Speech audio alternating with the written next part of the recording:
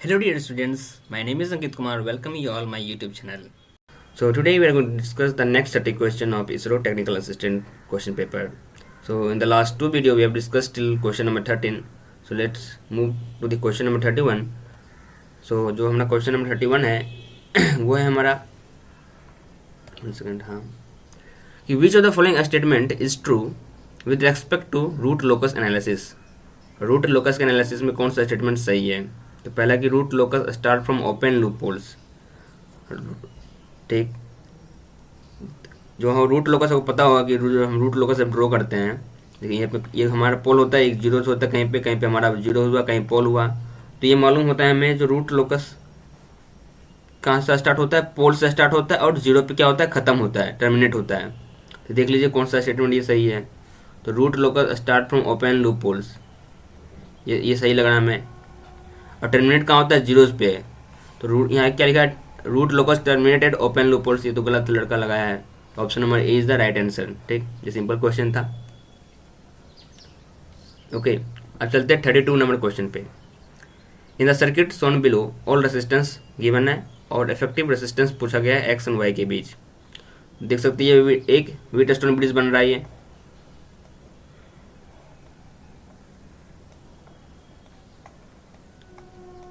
Wheat stone bridge है, क्या कितना एमएम है, 15 15 15 30। ठीक, एक 30 इधर हो गया, एक 30 ये इधर हो गया, एक 30 इधर हो गया। तो ये हमारा हो गया क्या, y। ठीक, और ये हमारा हो गया x, ये हमारा हो गया r। ठीक, तो ये r क्या इंडिपेंडेंट है कि नहीं? तो r क्या है, जो इफेक्टिव रेसिस्टेंस होगा एक्स और वाई के बीच, ये आर के इंडिपेंडेंट होगा ना। मतलब क्या पूछ रहा है, आर कुछ भी रहे, इफेक्टिव रेसिस्टेंस हमेशा कितना आएगा, 30 30 60 30 30 60। एक्स वाई का जो इफेक्टिव रेसिस्टेंस आएगा वो कितना आएगा, 30 आएगा। ठीक, चाहे आर हमारा कुछ भी रहे, क्योंकि आर में तो करंट फ्लो होगा ही नहीं, ये ओपन सर्किट हो जाएगा, इसको तो हम कंसिडर करेंगे नहीं। इसलिए आर की क्या है, इंडिपेंडेंट रहेगा इसका जो इफेक्टिव रेसिस्टेंस होगा। क्या हो जाएगा, option number C is our right answer. Next है हमारा लाप्लासिक।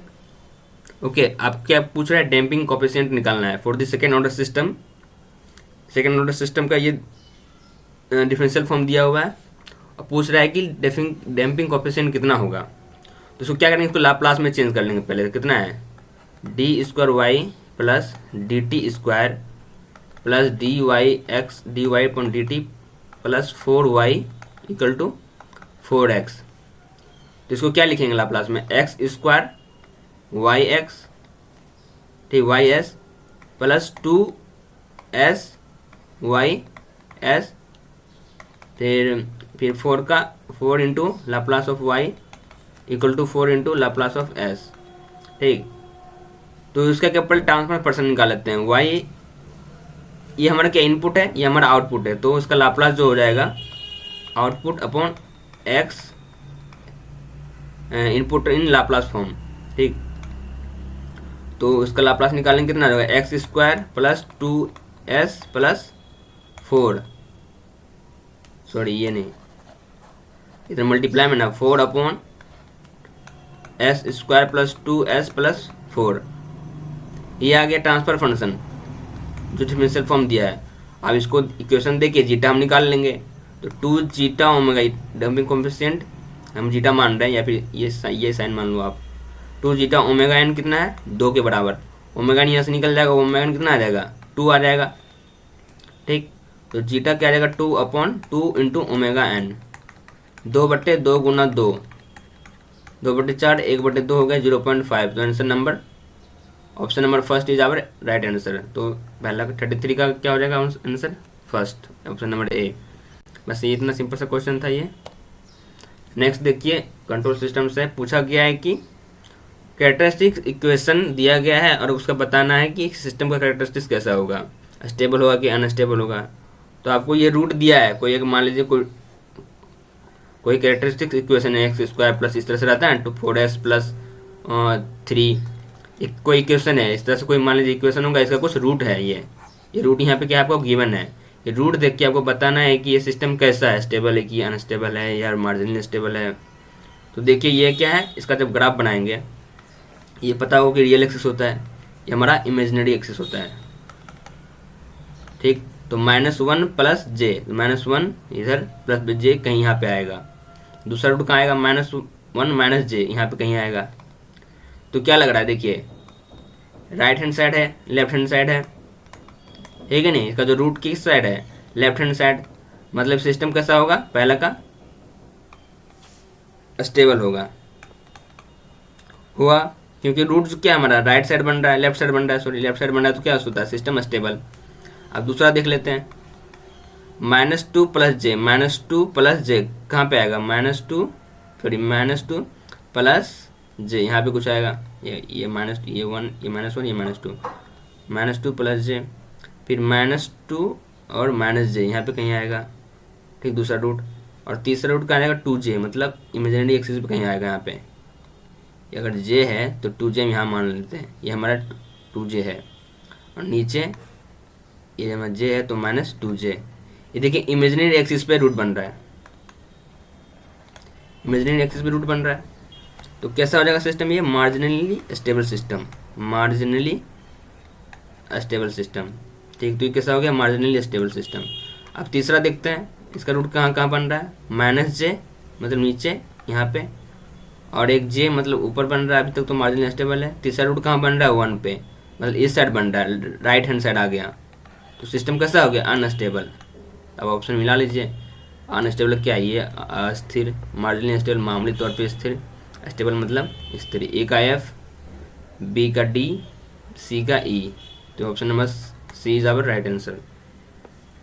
ठीक है, अब चलते हैं 35 नंबर क्वेश्चन में।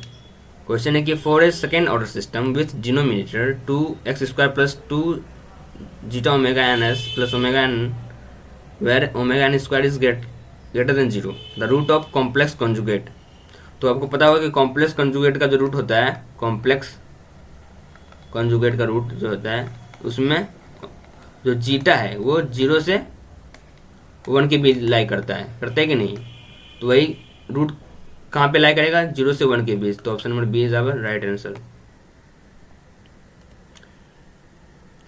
फिर कंट्रोल सिस्टम से क्वेश्चन हमारा, in the Bode plot of open loop transfer function with 8 poles and 5 zeros slope of Bode plot for very high frequency. तो क्या पूछ रहा है, स्लोप पूछ रहा है। तो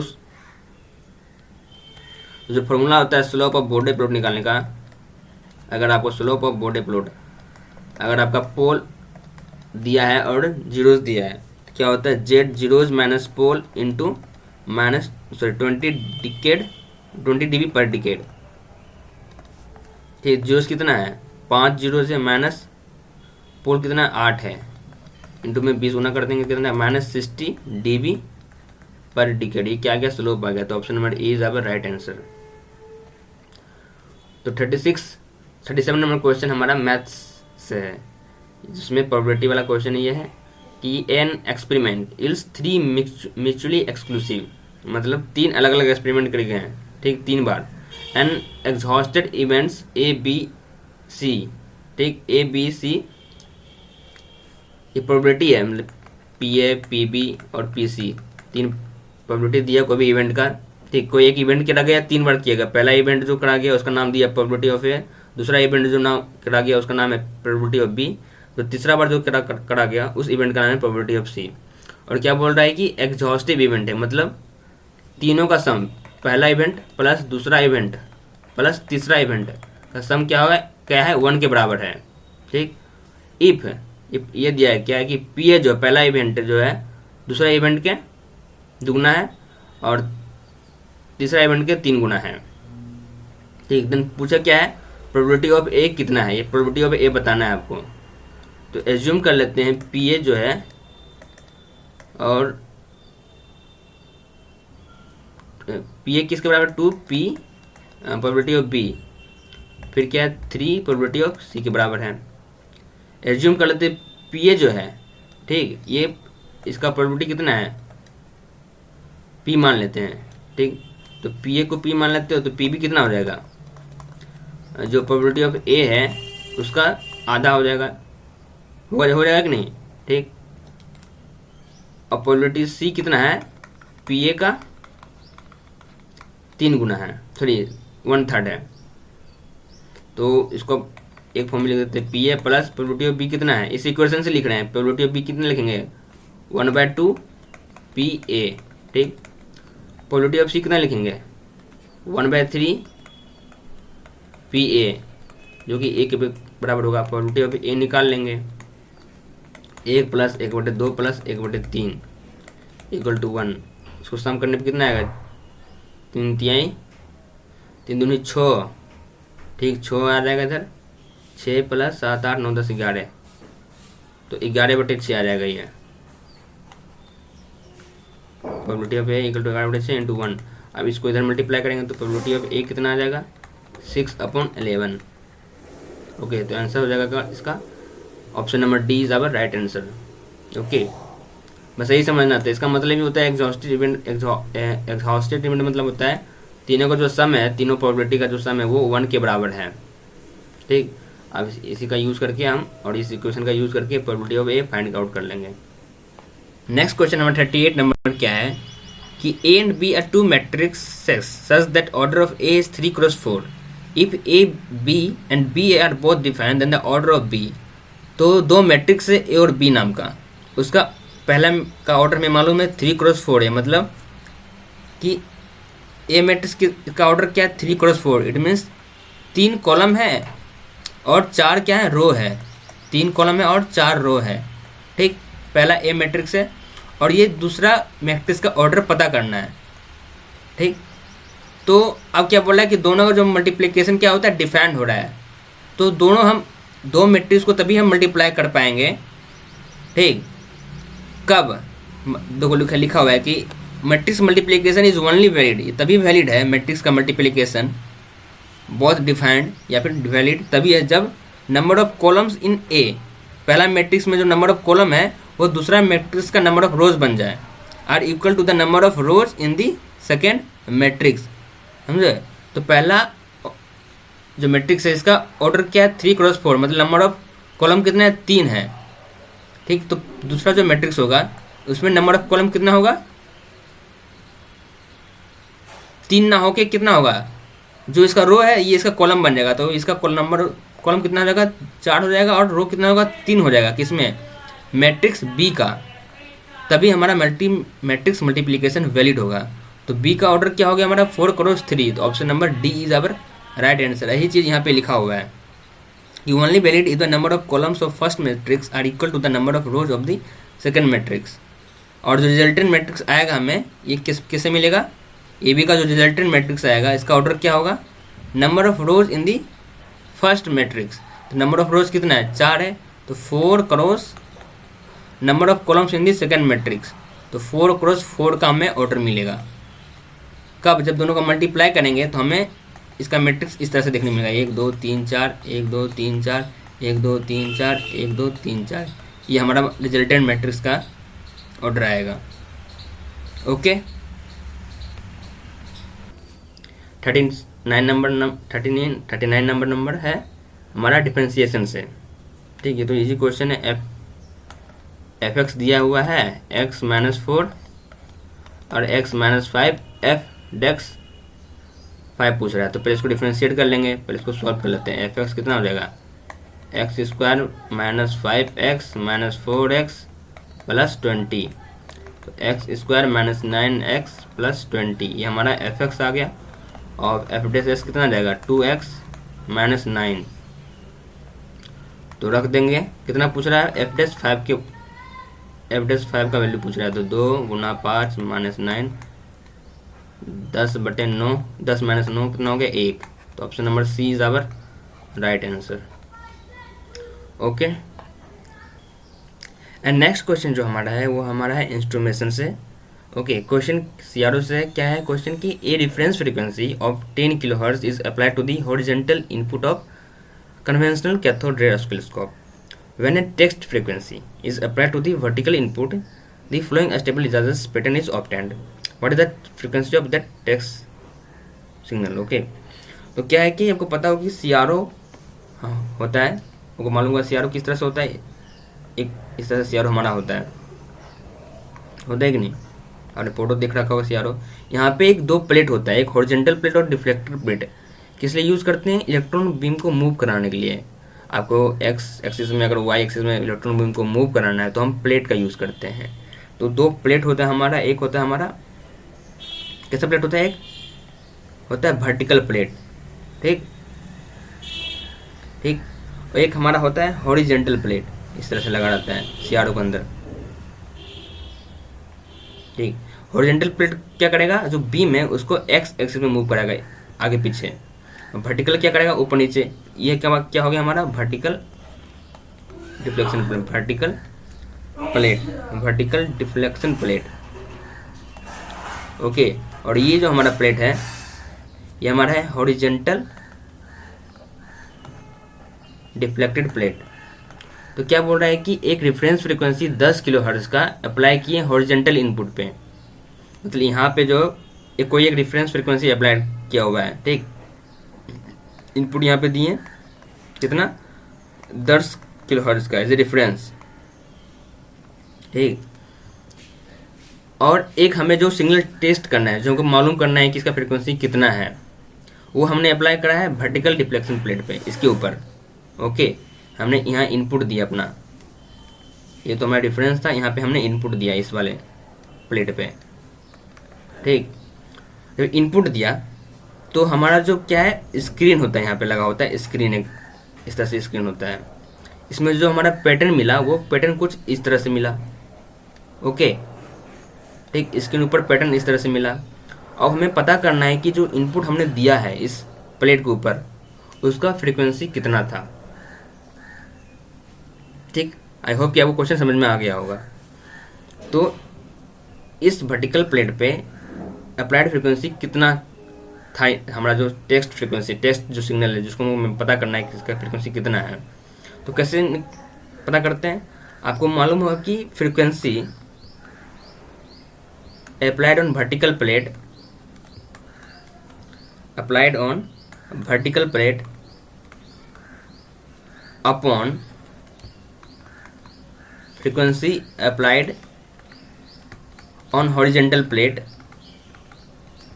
horizontal plate इक्वल टू क्या होता है, number of loops cut by horizontal line, cut by horizontal lines upon number of loops cut by vertical line, vertical lines. Loop मतलब क्या है, ये यहाँ पे एक लाइन खींचने पे जितने बार यहाँ पे कट हो रहा है ना, ये लिखना है 1 2 3 4, कितने बार कट हुआ, 4 बार, तो कितना हो जाएगा 4। नीचे क्या, number of loops cut by vertical line, तो कितना बार कट हो रहा है यहाँ पे देखिए, 2 बार कट हो रहा है कि नहीं, 1 2, नीचे आ गया 2, ठीक। और इधर हमने फ्रीक्वेंसी कितना अप्लाई करा है वर्टिकल पे, ये हमें निकालना है, ये हमें पता करना है, एफ भी हमें पता करना है। और दिया कितना है हमने, 10 किलोहर्ट्ज यहाँ पे दिया है, 10 किलोहर्ट्ज, तो 2 कट गया, तो एफ भी कितना आ गया, 20 किलोहर्ट्ज।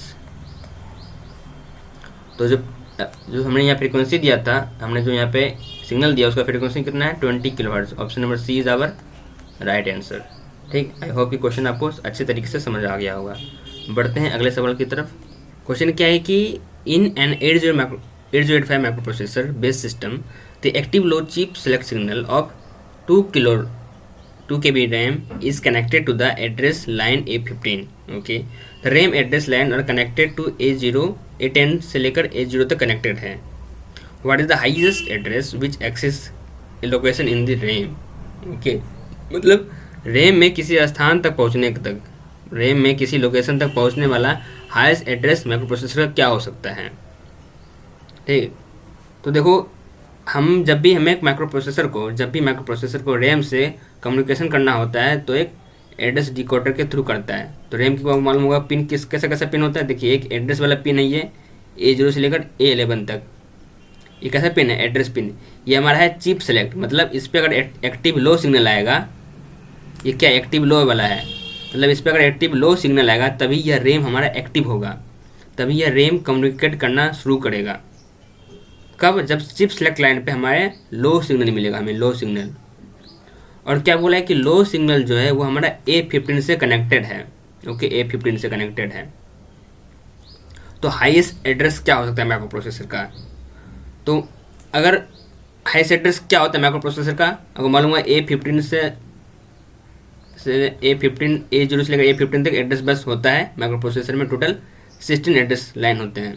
तो टोटल हाईएस्ट एड्रेस क्या हो सकता है माइक्रो प्रोसेसर का? F F F F हो सकता है माइक्रो प्रोसेसर का, इतना हो सकता है।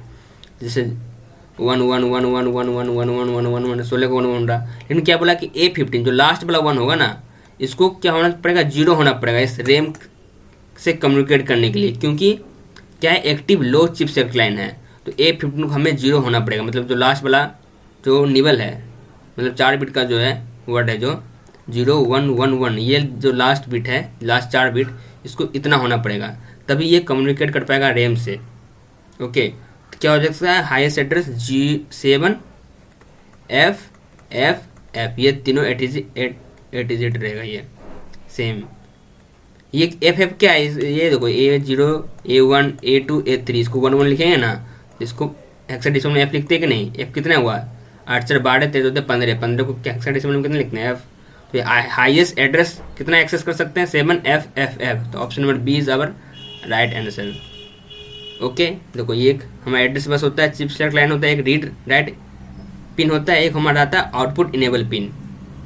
ये हमें डाटा यहाँ से अगर एक्सेस करना है, तो डाटा को रीड करना है, राइट करना है, तो हमें इस पिन का यूज़ करते हो, आउटपुट इनेबल पिन। यहाँ पर एक बार पढ़ लेना। ओके, नेक्स्ट क्वेश्चन हमारा कम्युनिकेशन से है। क्या question? What is the bandwidth of main lobe in the spectrum of BPSK, मतलब बाइनरी फेज शिफ्टिंग की signal with carrier frequency 1 megahertz and bit rate 1 kbps। Simple bandwidth पूछा। Bandwidth क्या होता है BPSK का? 2 इंटू बिट रेट होता है कि नहीं? तो बिट रेट गिवन कितना? 1 kbps, और इंटू 2 कर देंगे तो बैंडविड्थ कितने हर्ट्ज में आएगा? तो 2 किलो हर्ट्ज ऑप्शन आंसर हो जाएगा। तो बैंडविड्थ क्या हो जाएगा? 2 किलो हर्ट्ज। तो option number B is our right answer. Okay, तो बढ़ते हैं अगले क्वेश्चन की तरफ। 43 नंबर क्वेश्चन भी हमारा अगेन कम्युनिकेशन से है कि communication system uses digitalization of audio signals with bandwidth 15 kilohertz followed by PCM encoding and real-time transmission, assuming that uniform quantization with 1024 levels is used and there are no overheads in PCM encoding.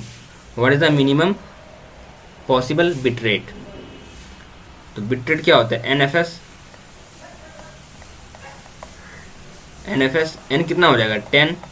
कैसे 10 आ गया? Level दिया है तो number of bit कितना आ जाएगा? 10 आ जाएगा। और सैम्पलिंग फ्रीक्वेंसी क्या होता है? 2 इंटू बैंडविड्थ होता है कि नहीं? 2 इंटू बैंडविड्थ कितना है? 15 किलोहर्ट्ज। तो 2 गुना 15 कितना होगा? 30 आ गया, तो हो गया total 300 kilohertz. Option number B is our right answer.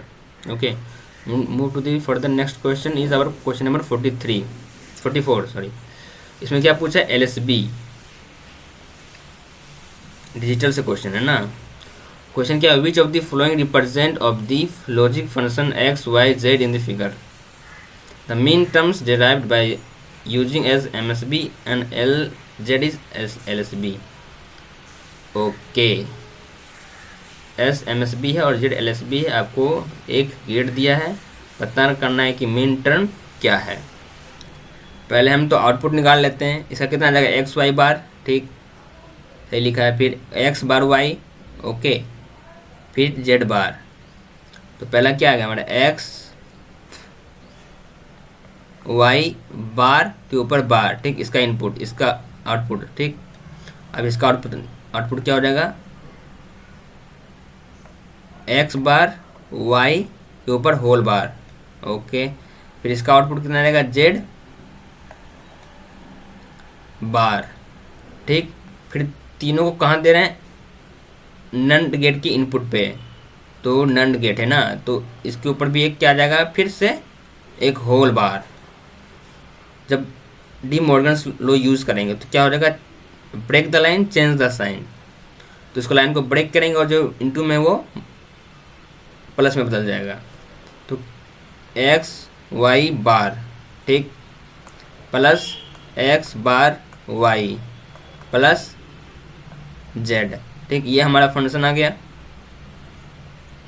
अब इसको क्या करते हैं, के मैप पे सजा देते हैं। ओके, 1 2 3 4, यह है एक्स वाई जेड, 0 0 0 1 1 0 1 1 0 1। ठीक, एक्स वाई बार, इसको किस तरह से लिखेंगे, एक्स और वाई बार, तो वाई बार है ना, तो वाई बार तो यहाँ 1 आ जाएगा। ठीक, फिर एक्स बार वाई, एक्स बार मतलब इस रो में कहीं पे आएगा, एक्स बार इस रो में आएगा, और क्या वाई कितना है, 1 है, तो वाई 1 होना चाहिए, मतलब यहाँ पे आ जाएगा 1 1, मिनट में यहाँ पे आ जाएगा इसका। फिर क्या है, जेड है, जेड है, तो जेड के लिए क्या है, 1 है, मतलब इस दोनों कहीं कॉलम में आएगा, तो एक यहाँ पे, यहाँ से 1 पहले है और एक 1 यहाँ पे आ जाएगा, तो ये हमारा हो गया एक्स वाई बार के लिए, ये हो गया हमारा एक्स बार वाई के लिए, और ये हमारा हो गया जेड के लिए। ठीक, अब मीन टर्म पता कर लेंगे क्या क्या मीन टर्म है। इसका 0 1 2 3 4 5 6 7, तो कौन कहाँ कहाँ पे 1 है देख लीजिए, 1 पे है, 2 पे है, 3 पे है, 4 पे है, 5 पे है, 6 पे नहीं है, 7 पे है, यहाँ मीन टर्म है। तो को देखिए कहीं कहीं ऑप्शन मैच कर रहा है, 1 2 3 4 5 7 1 2 सी नंबर, तो option number C is our right answer. Okay, बढ़ते हैं अगले क्वेश्चन तरफ। 45 नंबर क्वेश्चन हमारा है energy. Okay, simple basic electrical से क्वेश्चन है ये। Energy expended by 3 volt cell moving 12 coulomb of charge in its terminal in 10 second. ठीक, तो पता क्या आपको पता होगा, V इक्वल टू क्या होता है, W/Q। तो V गिवन है कितना है, 3 वोल्ट, W पता करना है, एनर्जी पता करना है, और चार्ज दिया 12 कूलम, W कितना बढ़ती है 36 कूलम। तो option number B is our right answer. Okay, 46 number देखिए क्वेश्चन क्या है कि कैपेसिटर डिस्चार्जिंग का क्वेश्चन है ना, चार्जिंग का क्वेश्चन है। तो करंट वेव फॉर्म दिया है आपको, IT ग्राफ दिया है, is applied cross a ideal capacitor, एक आइडियल कैपेसिटर है 100 माइक्रोफैराड का, विच इज इनिशियली अनचार्ज, जो कि पहले से अनचार्ज है। और what is the voltage across at 5 milli second, तो 5 मिली सेकेंड पे वोल्टेज क्या होगा कैपेसिटर पे। अच्छा, ये ग्राफ दिया है आपको, ग्राफ देख के बताना है। तो क्या पूछा है, वोल्टेज ने पूछा है, across T equal to 5 second, तो 5 सेकेंड, ये तो 4 सेकेंड दिया और 5 सेकेंड यहाँ पे कहीं होगा, तो यहाँ से रहा, फिर 0 हो गया, फिर 0 बना रहेगा इसके बाद। ठीक, तो क्या होता है, Q इक्वल टू CV। ठीक, V इक्वल टू क्या हो जाएगा, Q/C। Q क्या होता है, I इंटू टी अपॉन सी। तो IT कैसे पता करेंगे, इस ग्राफ से देखिए, तो इसका एरिया निकाल लेंगे, ये एरिया जितना होगा। ठीक, 4 सेकंड के लिए तो ये एरिया हो जाएगा, और अगला 1 सेकंड के लिए क्या हो जाएगा, देखो इसका एरिया पता कर लेंगे तो IT का निकल जाएगा। IT कितना आएगा, तो हाफ इंटू बेस कितना है 4 इंटू 10⁻³ फिर हाइट कितना है 10 मिली एम्पियर। ठीक, अब प्लस क्या हो जाएगा, फिर 0 किस लिए लिख रहे हैं, क्योंकि देखो 4 के बाद क्या हो रहा है, करंट 0 हो जा रहा है ना, करंट 0 हो रहा है कि नहीं, देखो यहाँ से बढ़ा, ठीक, यहाँ पे पूरा कम गया, फिर अब 0 ही करंट रहा। तो 4 सेकंड तक कुछ करंट रहा था, कुछ चार्ज भी रहेगा उस 4 सेकंड तक, अब इसके बाद में कोई चार्ज नहीं है तो करंट भी फ्लो नहीं करेगा, इसलिए हम 0 लिख रहे हैं। अपॉन ये हमारा कैपेसिटेंस क्या है, फिक्स्ड है 100 माइक्रोफैराड। अब सॉल्व कर लेंगे, कितना आ गया 220 इंटू 10⁻⁻6 अपॉन 100, सही है ना सारा कुछ, ठीक है। 100 इंटू 10⁻⁻6, तो ये कट गया, बचा कितना 0.2 वोल्ट। ठीक, तो मिली वोल्ट में कितना हो जाएगा 200 मिली वोल्ट। तो option number C is our right answer. ठीक है, बढ़ते हैं अगले क्वेश्चन। 47 नंबर क्वेश्चन क्या है कि voltage source having source impedance 10 ohm in series with 10 milli henry inductance generate a sinusoidal signal of amplitude of 10 volt and angular frequency given है। अच्छा, मैक्सिमम पावर पता करना है। What should be the load to get the maximum power transfer. देखिए, एक voltage source है, impedance 10, एक resistance लगा 10 ओम का सीरीज में इंडक्टर के। ठीक है, ये इंडक्टर हमारा कितना 10 मिली हेनरी का, और एक 10 ओम का रेजिस्टेंस लगा हुआ है। पूछ रहा है कि लोड में कितना इम्पीडेंस का लोड लगाएंगे ताकि हमें मैक्सिमम पावर मिले। लोड पे, लोड पर कितना इम्पीडेंस कनेक्ट करेंगे ताकि हमें मैक्सिमम पावर मिले। तो जितना सोर्स का इम्पीडेंस है, ठीक है, तो सोर्स का इम्पीडेंस कितना है 10 प्लस J10, J10 है, सॉरी जे एक्सएल लिखते हैं, हाँ 10 जेड एक्सएल। एक्सएल कितना हो गया हमारा 10, क्या होता है ओमेगा होता है कि नहीं, एक्सएल इक्वल टू क्या होता है ओमेगा एल। ओमेगा कितना है 10 रेडियन पर second into 10 into 10 to the power -3, 100/123, तो कितना आ गया 0.1। तो जेड एक्स कितना हो गया 10 प्लस 0.1 जे, ये हमारा आ गया सोर्स इम्पीडेंस। ठीक, अब लोड क्या होगा, इसका कंजुगेट हो जाएगा जेड एल, कितना हो जाएगा 10 माइनस 0.1 जे। ठीक, इतना इम्पीडेंस का लोड हम यहाँ पे कनेक्ट करेंगे। तो पूछ रहा है उसमें क्या क्या होगा। तो 10 तो दिख रहा है, मतलब कि एक रजिस्टर तो जरूर होगा, 10 ओम का एक रजिस्टर होगा, क्योंकि इसके सीरीज में लगाएंगे। सीरीज में क्यों लगाएंगे, क्योंकि इसको कंपनसेट करेगा, और जो इंडक्टर के कारण जो लोड लैग करेगा उसको कंपनसेट करने के लिए हम कैपेसिटर यूज़ करेंगे सीरीज में ही। ठीक, तो कैपेसिटर सीरीज में यूज़ करेंगे। कितना फेरेड का कैपेसिटेंस होना चाहिए, तो निकाल लेंगे। देखिए, ये हमारा कितना है एक्सी है, एक्सी कितना है हमारा 0.1 है, तो 1/ओमेगा/c इक्वल टू 0.1। तो c कितना आ जाएगा 0.1 इंटू ओमेगा, ओमेगा कितना है 10 है, तो कितना आ जाएगा 1 फैराड। मतलब एक 1 फैराड का कैपेसिटर कनेक्ट करेंगे सीरीज में, इसके साथ एक रजिस्टर रहेगा हमारा 10 ओम का, ये हमारा रहेगा 1 फैराड का कैपेसिटर। तभी हमें मैक्सिमम पावर मिलेगा हमें लोड पे। यहाँ पे क्या लगाएंगे, एक रजिस्टर लगाएंगे और एक कैपेसिटर लगाएंगे। तो क्या आ जाएगा आंसर 10 ओम का resistance in series with 1 farad का कैपेसिटेंस। तो option number C is our right answer. Okay, बढ़ते हैं अगले क्वेश्चन की तरफ। क्वेश्चन नंबर 48 क्या है कि a constant current load of 1 ampere is drawn from a 10 volt battery for a duration of 1 hour reading which its terminal voltage drop linearly to 9 volt. What is the total energy delivered by the battery. अच्छा, देखिए बहुत ही अच्छा question है ये। क्या बोल रहा है, कांस्टेंट करंट लोड। ठीक, एक लोड है कि जो कि कांस्टेंट करंट कंज्यूम कर रहा है 1 एम्पियर का, और एक बैटरी लगा हुआ है 10 वोल्ट का, 1 घंटे तक लगा रखता है। तो क्या पता चलता है 1 घंटे बाद जो वोल्टेज है वो 9 वोल्ट तक आ गया है। तो टोटल एनर्जी कितना डिलीवर किया है बैटरी हमारा। तो इसके मतलब अगर हम ग्राफ से समझें, मतलब वोल्टेज था 10 वोल्ट का, ठीक, तो 1 घंटे बाद क्या हो गया, ये 9 वोल्ट पे आ गया। और ये हमारा है टाइम, ये हमारा आ गया 1 घंटे के बाद, मतलब 60 मिनट के बाद हमारा जो वोल्टेज वो कितना हो गया 9 वोल्ट हो गया। अब पूछ क्या रहा है कि टोटल एनर्जी कितना डिलीवर करेगा बैटरी हमारा। तो एनर्जी क्या होता है,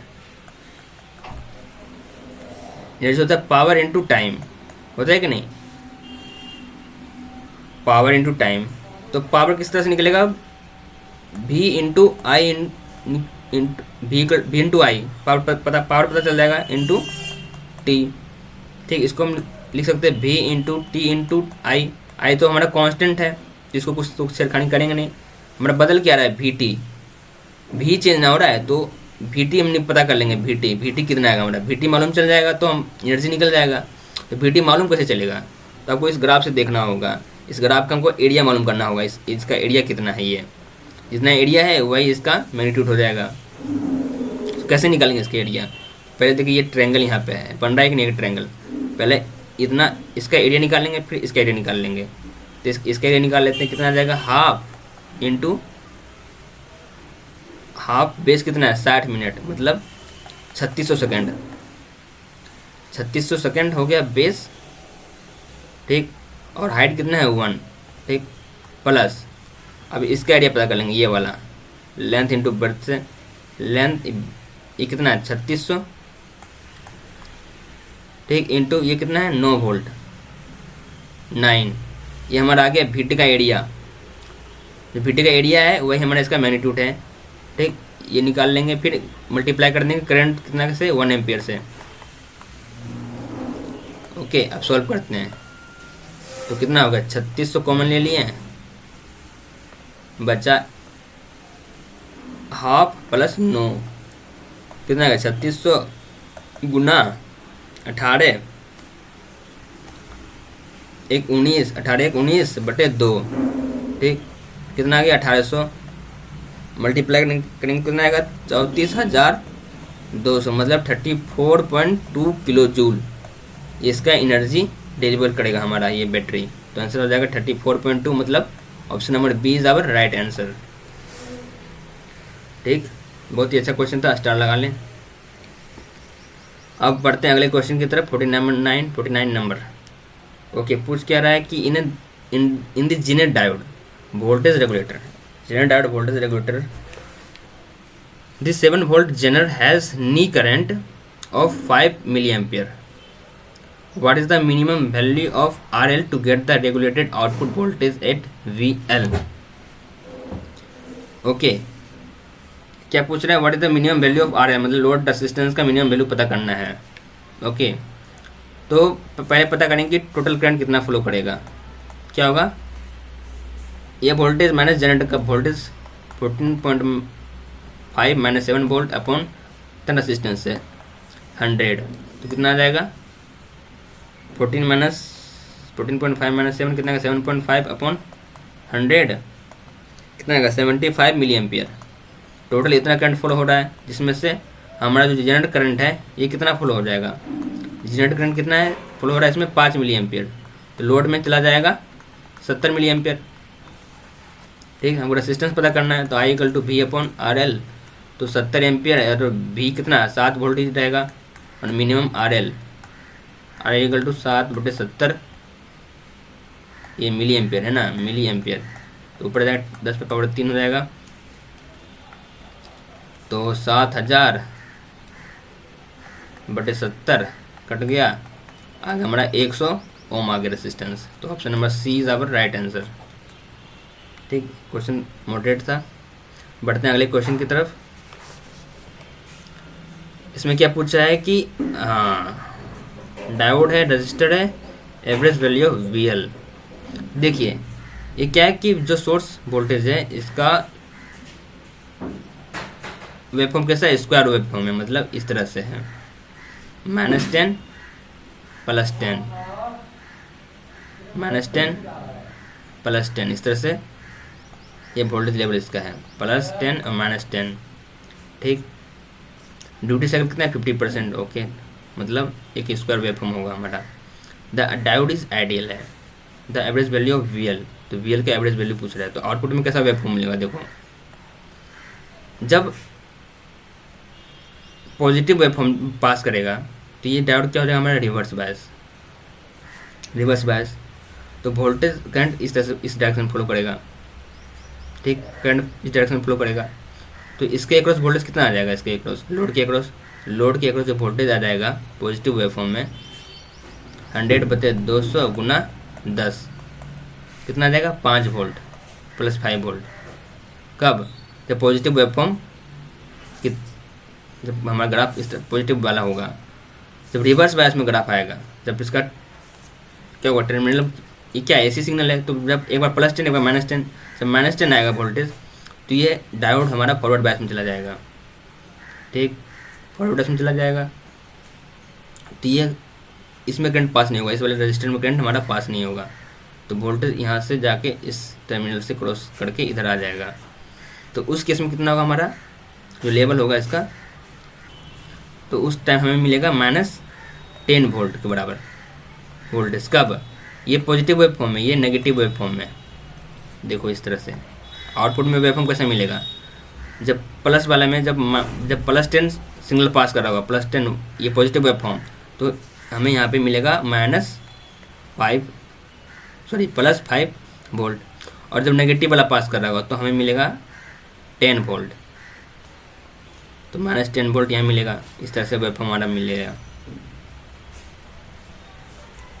ये हमारा हो गया -10 वोल्ट। आउटपुट में हमें वैसा वेव फॉर्म दिखाई देगा।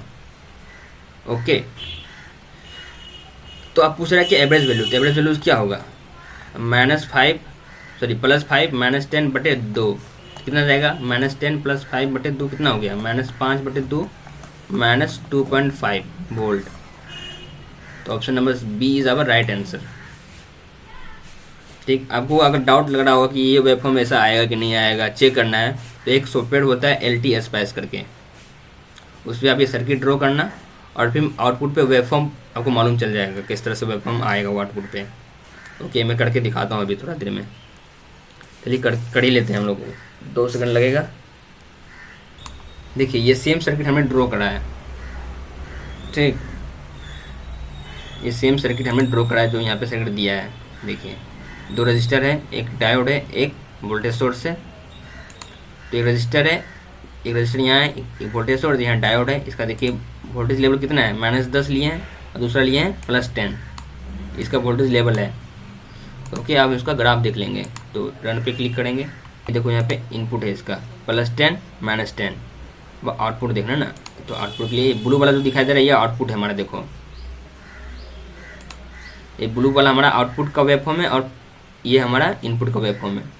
आउटपुट पे देखो आउटपुट पे कितना मिल रहा है, -5 के आसपास आ रहा है कि नहीं, 4.9 है, मतलब -5 के पास आउटपुट में इतना आ रहा है। और नेगेटिव टर्मिनल में कितना है, -9.2, मतलब 10 है। 10 ये आइडियल नहीं है ना, इसलिए 0.7 का ड्रॉप हुआ है इधर। हमारा आइडियल था तो आउटपुट में क्या -10 आ जाएगा। फिर एवरेज पूछा था तो दोनों का जोड़ के /2 कर देंगे तो एवरेज वैल्यू निकल जाएगा। So simple. ओके, बढ़ते अगला क्वेश्चन की तरफ। 51 नंबर भी है, सेम क्वेश्चन हमारा नेटवर्क से है कि आपको पता करना है कि करंट सोर्स के अक्रॉस वोल्टेज कितना होगा, इसके अक्रॉस वोल्टेज पता करना है। पहले VS पता कर लेंगे, तो VS नोड एनालिसिस से निकल जाएगा आपको 12 वोल्ट। सॉल्व करना ना, VS -6/6, फिर इधर -2 + 1 = 0। तो VS -6/6 = कितना आ जाएगा, 2 1 आ जाएगा। तो VS कितना आ जाएगा, 12 वोल्ट आ गया यहाँ पे, ये 12 वोल्ट पे आ गया। तो ये देखिए करंट इधर फॉलो कर रहा है, मतलब यहाँ पे पोटेंशियल ड्रॉप होगा। कितना का ड्रॉप होगा, 2 वोल्ट का ड्रॉप होगा। 2 वोल्ट ड्रॉप होने के बाद यहाँ पे हमारे 12 वोल्ट मिलेगा, मतलब इसके एक जो वोल्टेज होगा वो कितना होगा, 14 वोल्ट का 14 वोल्ट होगा। इस करंट के एक 14 वोल्ट होगा, 2 वोल्ट का यहाँ ड्रॉप होगा, तब जाके यहाँ पे हमें 12 वोल्ट मिलेगा। तो option number C is our right answer. तो अगला क्वेश्चन फिर पढ़ते हैं, कम्युनिकेशन से है। A carrier is amplitude modulated with modulation index of 60% yielding transmitted power of 472 watt. Okay, how much power can be saved by suppressing carrier and one side band of the modulated signal. तो ये formula को पता होगा कि PT = क्या होता है, PC/μ²/2। अब इसको खोल दें तो PC + μ²/2 हो जाता है। ये है हमारा कैरियर का पावर, ये हमारा साइड बैंड का पावर। और खोल दें और इसको और खोलेंगे तो PC + PC μ²/2/4 + PC μ²/2/4, ये आ गया हमारा one upper side band, lower side band, और ये दूसरा साइड बैंड हमारा अपर साइड बैंड, इसका पावर, और दूसरा हमारा कैरियर का पावर, और ये हमारा टोटल पावर। तो क्या बोल रहा है कि कितना पावर सेव हो जाएगा अगर हम एक कैरियर को सप्रेस कर दें और एक साइड बैंड को सप्रेस कर दें। मतलब इस दोनों को अगर हम सप्रेस कर दें तो कितना पावर सेव हो जाएगा, कितना पावर बच जाएगा हमारे पास। ठीक, तो कैसे पता करेंगे? इसके लिए हमें पीसी का मान पता होना करना होगा। तो पीसी कैसे मालूम चलेगा? इस फॉर्मूला से पीसी निकाल लेंगे, कैरियर ऑफ पावर। तो पीटी हमें गिवन है, तो 472 upon equal to PC upon 1 plus mu कितना है 0.6 का स्क्वायर बटे 2। इसको सॉल्व करने पे आपको मिलेगा पीसी जो है वो मिलेगा 400 वाट के आसपास। ठीक, 400 वाट मिलेगा। ठीक, मतलब इतना पावर क्या बोल रहा है, सप्रेस कर देंगे। ये कैरियर का पावर सप्रेस कर देगा। उसके बाद फिर क्या बोल रहे हैं, एक साइड बैंड का पावर और सप्रेस कर देंगे। तो एक साइड बैंड का पावर निकाल लेंगे तो क्या हो जाएगा, पीसी इंटू मी स्क्वायर अपन 4। ये कितना आ जाएगा, 400 गुना 0.6 का स्क्वायर बटे 4। ये कितना आ जाएगा हमारा 36 वाट। मतलब 400 वाट ये और 36 वाट ये, मतलब टोटल में 436 वाट बचा लेंगे। अगर हम एक कैरियर पावर को और एक साइड बैंड पावर को सप्रेस कर देंगे तो 436 वाट बचा लेंगे। इसका आंसर हो जाएगा 436 watt. Option number C is our right answer. 14 नंबर 6 क्या पूछा है कि what is the bandwidth occupied by 98% of power by Carson rule से हमको बैंडविड्थ पता करना है। तो कार्सन रूल का फॉर्मूला क्या होता है बैंडविड्थ निकालने के लिए? Beta bandwidth equal to 2 beta plus 1 into F M. तो बीटा कितना है, 4 है, ये 4 ये बीटा हमारा 4 प्लस 1, एफ एम कितना है 2 पाई एफ एम, मतलब ये कितना 10 पे पावर 4 कितना होगा 10 पे पावर 4 किलो हर्ट्ज में लिख लेंगे तो 10 किलो हर्ट्ज ना, हाँ 10 किलो हर्ट्ज। तो कितना 5 5 दूनी 10 100 kilo hertz. Option number C is our right answer. अगला क्वेश्चन है 55 जो कि सी प्रोग्रामिंग से है। तो गाइस मुझे सी प्रोग्रामिंग के बारे में कोई भी आइडिया नहीं है, तो इसलिए मैं इस क्वेश्चन को कंसिडर नहीं करूँगा। मतलब इसमें मैं कोई भी डिस्कशन नहीं करना चाहूँगा क्योंकि मुझे नो आइडिया है इसमें। अगर इसका आंसर आप पूछोगे तो आंसर की में इसका आंसर था, तो इसका आंसर की में आंसर था हमारा ऑप्शन नंबर बी इसका सही आंसर है। नेक्स्ट क्वेश्चन हमारा है ओपेम से। ओके, क्या पूछा है, इनपुट वोल्टेज पूछ रहा है ना। तो हमें इसका ये वोल्टेज पता कर लेंगे, ये एक्स कितना होगा। ये यहाँ पे जो वोल्टेज होगा यही यहाँ पे इनपुट हमारा मिलेगा। तो वी एक्स पता करना है ना। तो वी एक्स कैसे मालूम चलेगा, इसमें नोडल एनालिसिस कर लेंगे इसका। तो वी एक्स पे जो वोल्टेज कितना किसके बराबर होगा, वी पॉजिटिव के बराबर होगा। जो यहाँ पे वोल्टेज होगा ना, जो इनपुट में जो वोल्टेज मिलेगा वही हमारा यहाँ पे वोल्टेज आएगा। तो ये वोल्टेज हमें यहाँ पे मिलेगा, मतलब वी एक्स ही हमारा वी प्लस है और वी इनपुट वोल्टेज है। तो हम वी एक्स पता कर लेते हैं। वी एक्स -0/40 किलो ओम, ठीक, plus V X minus V output कितना है -0.62 वोल्ट। तो प्लस हो जाएगा यहाँ पे 0.62 अपॉन 1.2 मेगा ओम है ना। 1.2 मेगा ओम को किलो में लिखेंगे कितना होगा 1200 kilo ohm,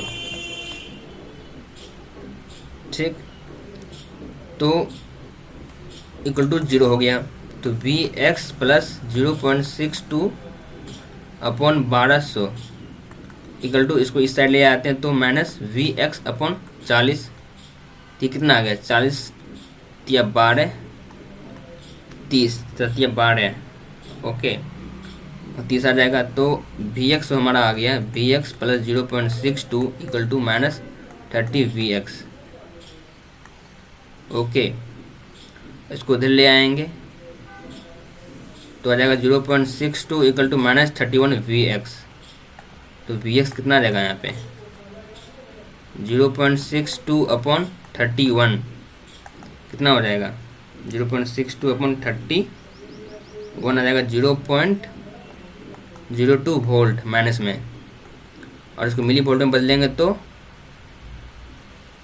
20 milli volt minus में 20 मिली वोल्ट। तो option number A is our right answer. वही हमारा बी एक्स हमारा बी इनपुट है, तो -20 वोल्ट आंसर सही है हमारा। Option number A is our right answer.